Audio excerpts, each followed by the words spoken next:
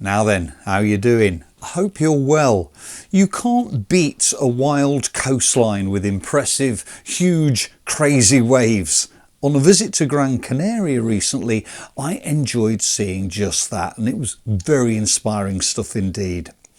The Seascapes do present the watercolour artist with some particularly tricky challenges though, not least that of drawing and painting those lovely foam patterns that you get on the surface of the sea. Let's take a look at some of those waves.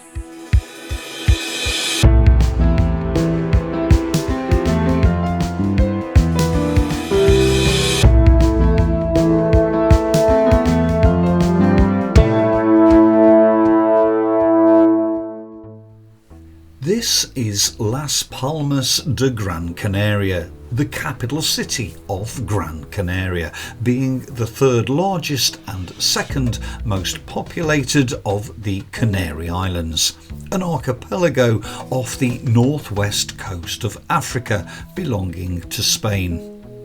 The western side of the small islet upon which the city is situated is notable for its sandy beaches, but that's not what we're here to see today. We've hit just the right time of day to enjoy some of the most impressive wild waves I think I've ever seen.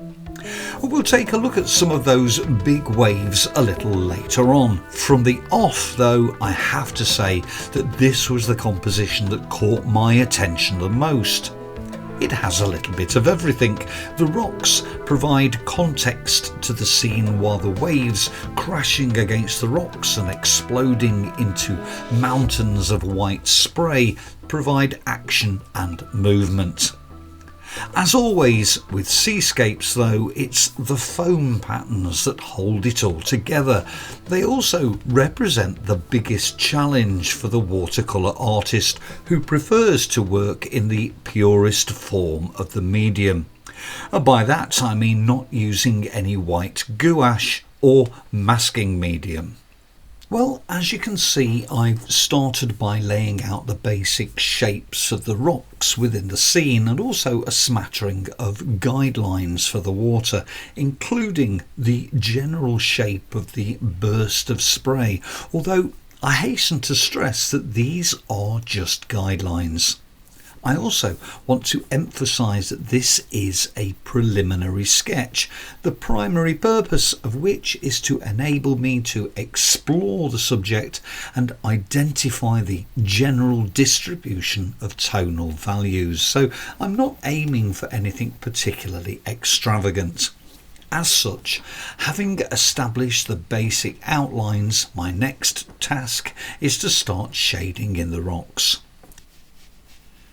With the general layout of my rocks established, I can now start to concentrate on the water's surface.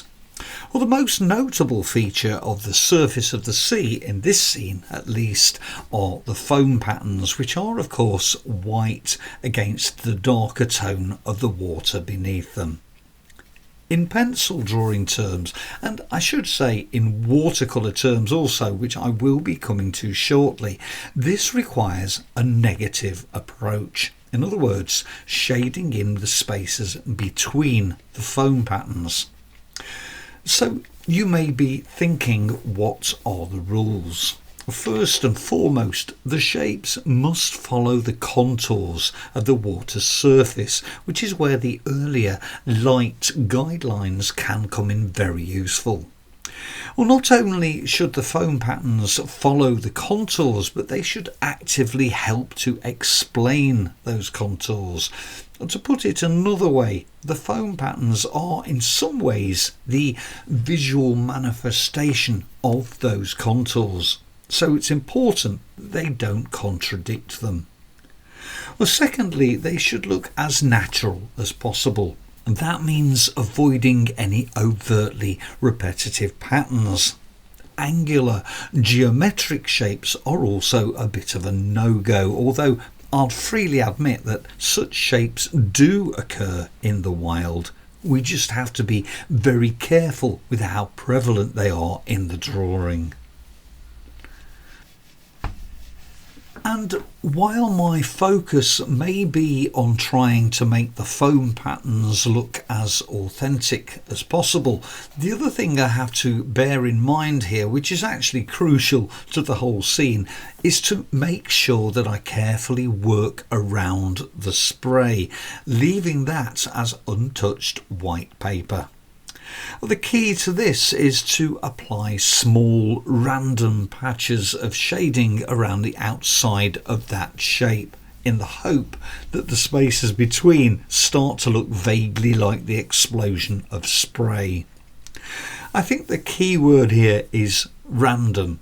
Inducing the random elements in any drawing or painting, in my opinion, is one of the hardest things we have to do. Not least because I happen to believe that a preference for patterns and order in our lives is part of human nature. So in some ways it goes against the grain.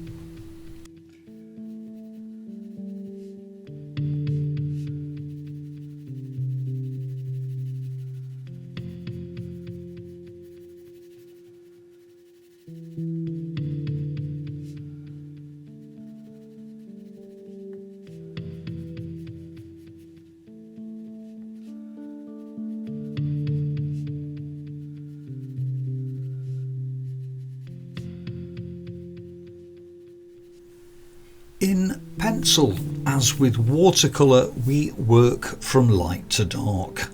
As my foam patterns have developed, so the initial shading on my rocks have started to blend into the scene a little, no longer have the same impact. To address this, I'm reapplying the shading to the rocks.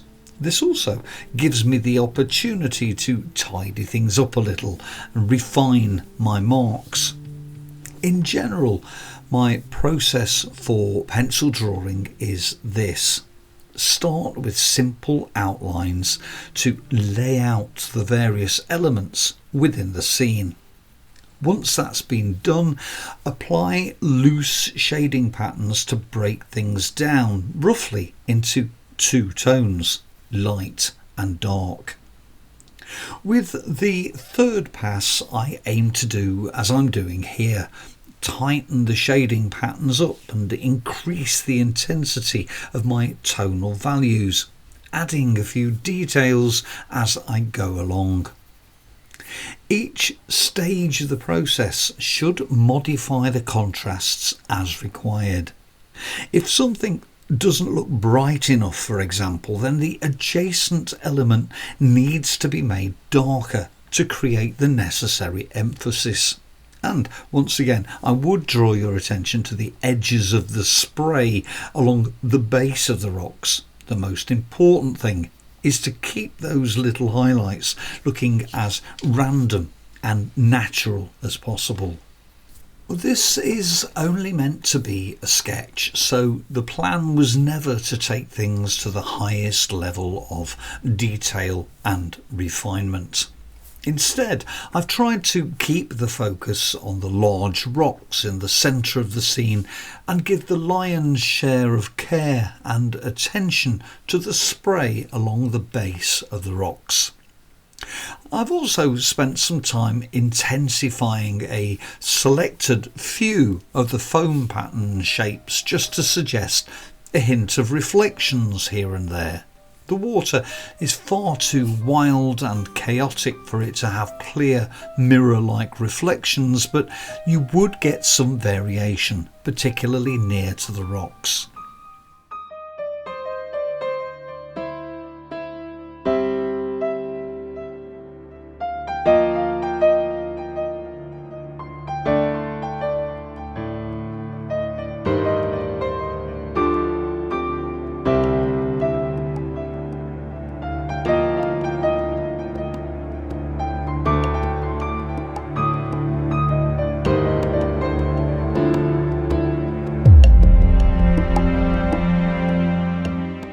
The most important thing with foam patterns is to make sure they follow the contours of the sea. Well, if you're unsure about those contours, then a few lightly drawn guidelines in pencil can help to keep you on track. Another important factor to keep in mind is that your patterns must look natural and random in appearance. Avoid shapes that are too angular or repetitive. Beyond that, I think the best way I can describe this process is that it is organic.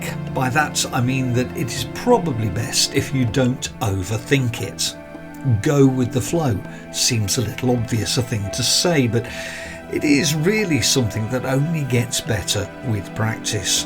Again, if you are unsure about your abilities, then my recommendation would always be to practice beforehand on a scrap piece of paper.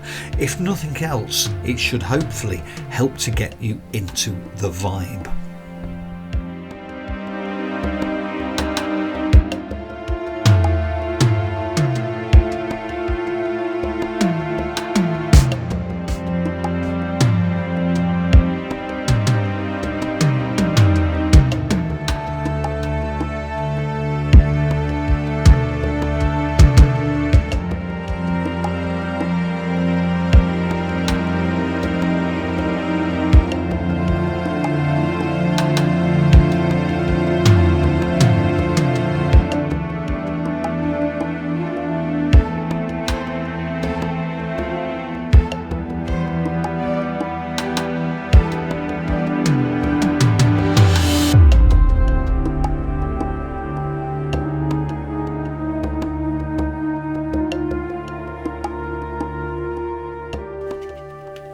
There is just one last operation I wish to perform, and this involves an unlikely tool for watercolour: sandpaper.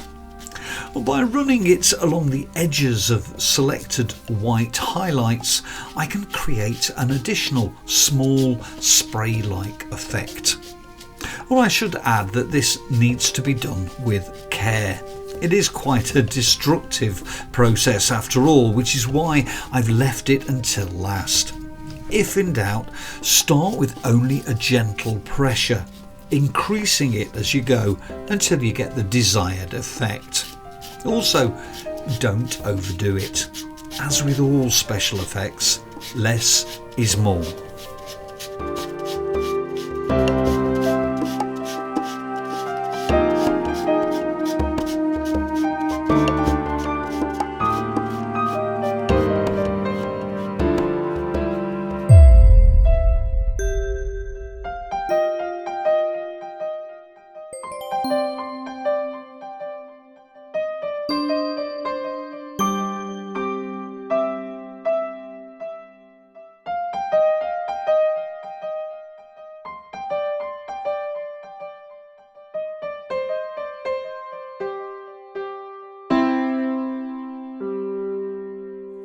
Well, I hope you enjoyed that. If you did, then you know the drill. Please do hit the like button.